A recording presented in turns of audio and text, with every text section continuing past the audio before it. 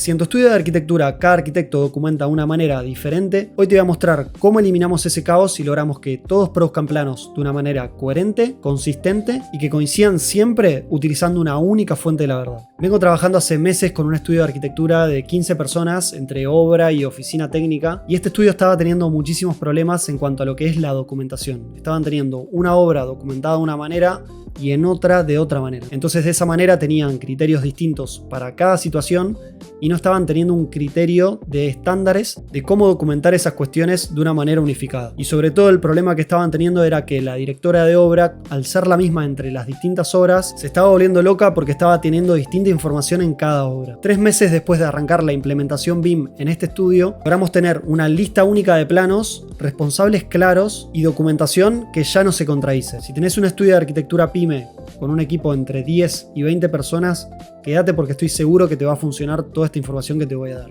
Bien, acá ya estamos un poco en diagrama que creé como para que veamos cuáles son los problemas específicos de tener la inconsistencia en tu documentación y cuáles serían las soluciones que yo te voy a recomendar como para que empieces a encarar y que empieces a resolver cuanto antes, como para que tu estudio empiece a tener una consistencia en cuanto a los planos que tiene que hacer y sobre todo a la información que tiene que contener cada plano. Así que la situación actual de muchos estudios en general, lo que sucede es que tienen en primer lugar una documentación muy inconsistente.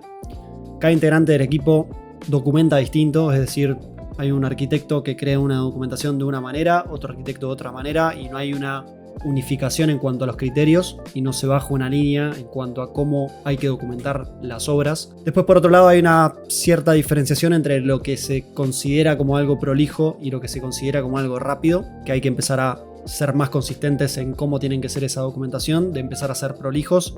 y a veces no tanto rápido, porque a veces la rapidez genera una baja en la calidad.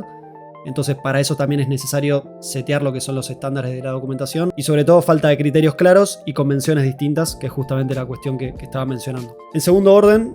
tenemos planos que no coinciden. Suele pasar mucho, sobre todo en la metodología CAD, que quizás uno hace un plano en una planta de una manera y después uno se va a otro nivel y empieza a tener inconsistencias entre los dos planos. Para eso empieza a generar interferencias normalizadas y sobre todo materiales mal pedidos, porque empezamos a tener distintas resoluciones en cuanto a cómo se cierra, por ejemplo, un local determinado o cómo se empieza a resolver un recinto cerrado en nuestra vivienda o en nuestro edificio. Después, instalaciones que chocan con estructura. Suele ser muy común de que un piso a otro no coinciden y después uno pasa un caño y después se da cuenta de que ese caño está chocando con una columna o está chocando con alguna viga. Sobre todo pasa mucho cuando uno tiene instalaciones en 2D en CAD, que uno obviamente dibuja líneas, entonces por eso está buenísimo empezar a trabajar con una metodología BIM, porque vamos a tener modelos tridimensionales y detalles desactualizados, porque empezamos a hacer modificaciones en lo que son las plantas y después empezamos a tener los detalles totalmente desconectados de lo que son plantas generales de mi proyecto. Y en tercer orden, empezamos a tener un problema con lo que son las carpetas y versiones desordenadas. Muchas veces la cuestión de la inconsistencia no tiene que ver con una cuestión de que uno documenta de una manera y otro documenta de otra manera, sino más bien por una cuestión de que en ese proceso de control en el cual el documento va ingresando, una persona entra, controla, empieza a tener inconsistencias o uno no sabe en qué versión está haciendo el control, entonces empieza a pasar de que uno tiene un archivo final y después tiene un archivo final 2 y después termina yendo a obra el final, cuando en realidad el final de verdad era el número 2. Entonces en esas cuestiones hay que empezar a ser consistentes de cómo hay que nombrar los documentos, en qué carpetas guardarlos, para que la persona que controla tenga una claridad de dónde va a estar alojado ese documento y que el que se mande a obra termine siendo realmente el que necesitamos enviar. Entonces, como mencionaba, archivos duplicados, versiones perdidas, planos equivocados y bueno, esto obviamente resulta en muchísimo tiempo perdido porque uno empieza a tener planos enviados que no son los que verdaderamente quería enviar. Como soluciones que yo en general siempre suelo recomendar y siempre trato de hacer en lo que son las implementaciones en los estudios, es sobre todo la primera, que es la más importante de todas, que esto es algo que veo muchísimo en estudios de arquitectura que no resuelven lo que es una lista única de la verdad. Es decir, uno tiene que setear para un determinado proyecto. En general, cuando uno hace proyectos muy similares, sería buenísimo que genere uno general y después empiece a hacer ciertas modificaciones o ajustes en cada uno de los proyectos en base a lo que requiere cada proyecto. Siempre suele pasar de que los estudios no generan una lista general, una lista que me permita ver cuáles son los planos obligatorios que yo tengo que enviar a obra para hacer la ejecución. Entonces eso es lo que yo siempre recomiendo como primer orden, empezar a hacer una lista de entregables. En este caso lo denomino como una lista única de la verdad, que es una lista de entregables que a veces uno lo piensa como que, sí, yo tengo la documentación, ya sé qué es lo que hay que enviar, pero es importantísimo de que lo bajemos a tierra y lo bajemos en un documento fijo, porque obviamente tu estudio va a empezar a cambiar de recurso humano. Entonces no puede ser que una persona que ingresa a tu estudio tenga que empezar a estudiarse o a empezar a adivinar qué tipo de planos envías a obra, con lo cual el proceso de onboarding de cada recurso humano que empezás a ingresar en tu estudio va a ser mucho más veloz y ya va a tener una cierta claridad de qué documentación tiene que empezar a generar esa persona. Y sobre todo, y más importante, es en qué momento tiene que generar esa documentación. Nosotros acá lo que hacemos en las implementaciones es generar una lista que vaya desde el primero que va a necesitar tu obra hasta el último que va a necesitar tu obra, para que la persona que tiene que empezar a documentar en tu estudio ya sepa de cuál tiene que arrancar. Y si estás en un proceso y esa persona ingresa, supongamos, en la mitad de la tabla, ya vas a ver que a partir de esa mitad todo lo que falta es lo que le sigue a esa lista. Así que eso es algo fundamental y que en general no suelo verlo en los estudios, y siempre estaría muy bueno de que lo resolvamos al principio del proyecto para que el equipo tenga claridad de cuál es la documentación que tiene que crear al principio y cuál es la que tiene que empezar a crear al final. Sobre todo para no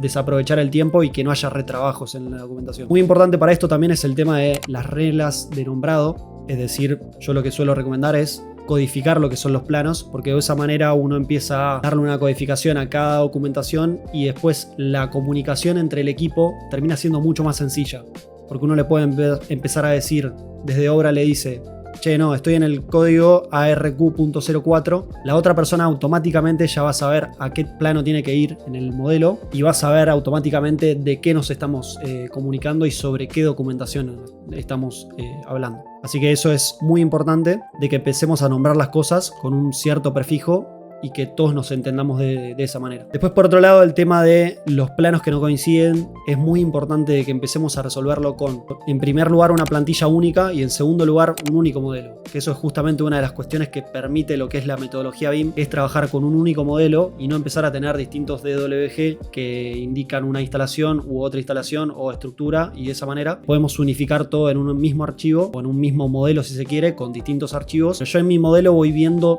todos los que están coordinados en mi modelo. Voy a tener el de estructura, el de arquitectura y todas las instalaciones en un mismo modelo, y eso me va a permitir tener mucha más claridad al momento de hacer coordinación entre distintas disciplinas. Eso es justamente una de las cuestiones que permite la metodología BIM con lo que sería un modelo de Revit, para lo cual siempre recomiendo empezar a hacer ese paso de CAD a BIM, porque nos va a dar mucha más claridad y sobre todo una buena consistencia en el modelo, y vamos a saber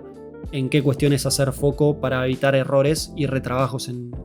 nuestro proyecto. Y por último, el tema de empezar a designar responsables, porque estas cuestiones es muy normal de que se empiecen a setear todas estas listas y después nadie termine mirándolas o nadie termine haciendo un control o un chequeo de que un proyecto está cumpliendo con esos estándares. De nada nos va a servir de que empecemos a generar estándares y controles o checklists que nos permitan hacer determinada tarea o bajar un proceso a tierra y no hay nadie que lo termine controlando. Entonces tenés que designar una persona sí o sí. No puede ser que un proceso no tenga una persona que controle ese proceso, por una cuestión de que empecemos a ejecutar esos procesos, porque hay muchas veces que pasa de que a veces en la vorágine de un proyecto uno empieza a hacer las cosas de una manera que no está seteada en un proceso y entonces empezamos a tener errores en obra, y es muy importante de que evitemos eso y de que una persona sepa de que esa persona va a ser la responsable de hacer un control y la otra persona va a saber que es la responsable de esta lista se cumpla en nuestro proyecto. No puede ser de ninguna manera que sea la misma persona, tienen que ser dos personas distintas, y es muy importante de que haya esa ida y vuelta para que nuestro proyecto ya